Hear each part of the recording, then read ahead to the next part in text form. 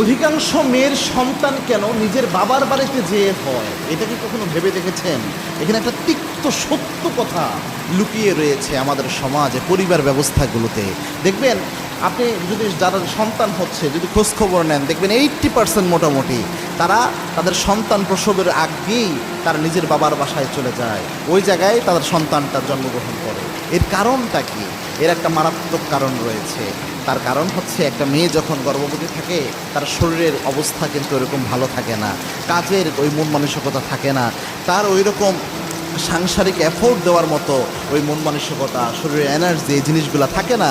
তো এই জিনিসগুলা তার শ্বশুর বাড়ির লোকজন ওইভাবে বুঝে না, যেইভাবে একজন বাবা মা নিজের মেয়ের বেলায় বুঝে। এটা কিন্তু জরুরি একটা বিষয়, কেননা শ্বশুর বাড়ির লোক, শ্বশুর শাশুড়ি ছেলের বউকে নিজের মেয়ের মতো দেখবে। বলাটা যত সহজ, আসলে বাস্তবতা কিন্তু এতটা সহজ হয় না।